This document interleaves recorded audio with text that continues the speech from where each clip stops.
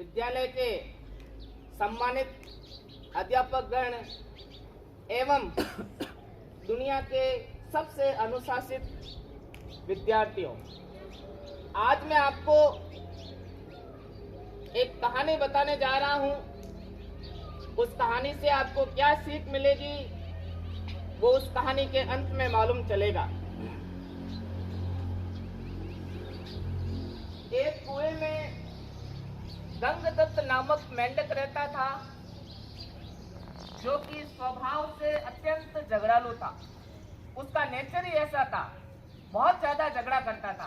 कहने का मतलब है, जो कोई भी मिलता उससे झगड़ा करना शुरू कर देता। विशेष तो सबसे ज्यादा झगड़ा करता था वो अपने भाइयों से। अपने भाइयों से हरदम लड़ता रहता था, जिसकी वजह से उसके परिवार वाले अत्यधिक परेशान थे।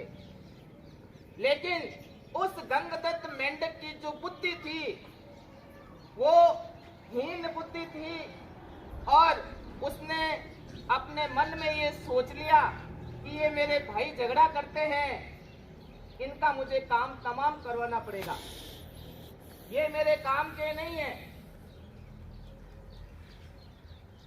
और वह कुएं से बाहर आता है। कुएं से बाहर आकर के वह सोचता है कि इन भाइयों का विनाश कैसे किया जाए। तभी उसे एक पेड़ के नीचे कोटर में एक काला सांप दिखाई देता है, और वो काला सांप जैसे उस बिल के अंदर जाने वाला होता है तो वो मेंढक आवाज देता है, अरे भैया सुनो, भैया सुनो, भैया सुनो। वो नाग भी ये सोचता है, भाई आज मेरे को कौन आवाज दे रहा है। पीछे मुड़ के नाग ने देखा तो मेंढक था।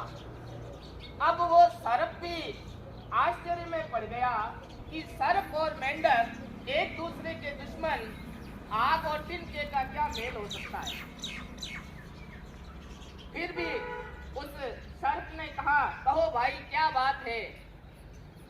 बोला, मैं तुम्हारे पास में आ रहा हूँ, लेकिन मेरे को खाना मत, मैं आज तुम्हारे लिए बहुत बड़ी बड़ी दावतों की व्यवस्थाएं करूंगा और तुम जी भर के खाना 2-4 महीने तक। बोला ठीक है।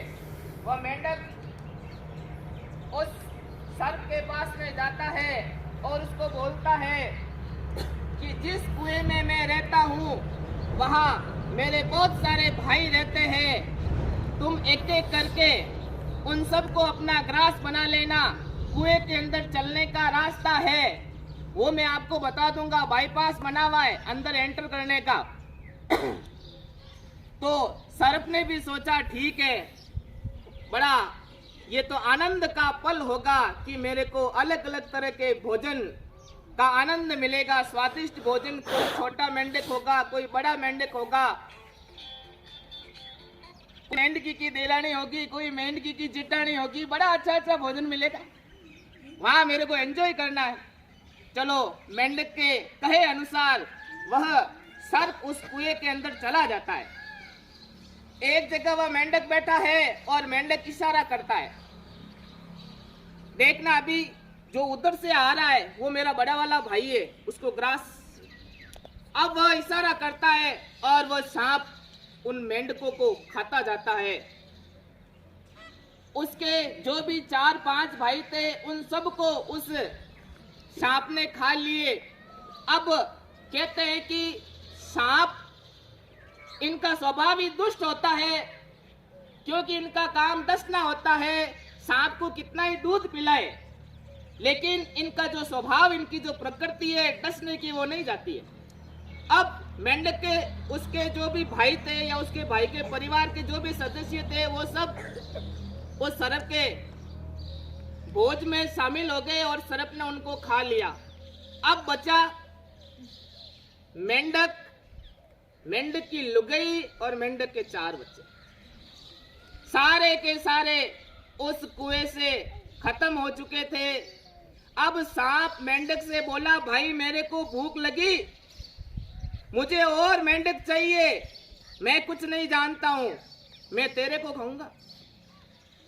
अब वह मेंढक घबराने लगा। बोला मेरे को क्यों खाएगा?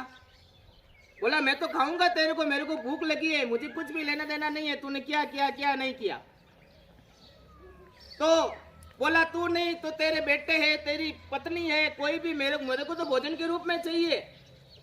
तो फिर उस मेंढक ने अपनी आंखों के सामने अपने बेटों की तरफ इशारा किया, बोला ये 4 बच्चे हैं, उनको खा ले। और सांप ने उन 4 को खा लिया। मेंढक की आंखों में से आंसू बह रहे थे कि आज मेरे बच्चे मेरी आंखों के सामने चले गए। फिर सांप ने कहा मुझे और कुछ खाने को चाहिए। अब बच्ची दोनों पति पत्नी बचे और अंत में उसी की आंखों के सामने उस सांप ने उसकी पत्नी को खा लिया। और वह मेंढक, गंगदत्त मेंढक जोर जोर से रोने लगा, हाय मैंने ये क्या कर डाला, मेरी आंखों के सामने मेरा खुद का परिवार चला गया। और अंततः वह मेंढक अकेला बचा, भाग कर के कुएं से निकल गया और सांप भी वहां से चला गया। और इस तरीके से कुएं में रहने वाला एक परिवार था वो नष्ट हो गया। इस कहानी से ये शिक्षा मिलती है कि जो इंसान इस दुनिया में अपने परिवार से नहीं रखता है, अपने परिवार से लगाव नहीं रखता है, तो उसकी स्थिति गंगदत्त मेंढक जैसी होती है, जो अपने भाइयों को खो देता है और अपने परिवार को खो देता है। इसलिए हमेशा इंसान को अपने भाइयों से बना करके रखनी चाहिए, भाइयों से कभी झगड़ा नहीं करना चाहिए, क्योंकि भाई भाई की शक्ति होती है, भाई भाई की भुजा होती है। क्योंकि ये वो रिश्ता होता है कि एक भाई को जब चोट लगती है तो दूसरे को भी दर्द होता है, ये वो रिश्ता है। इसलिए हमेशा अपने परिवार वालों से बना के रखना चाहिए। Thank you.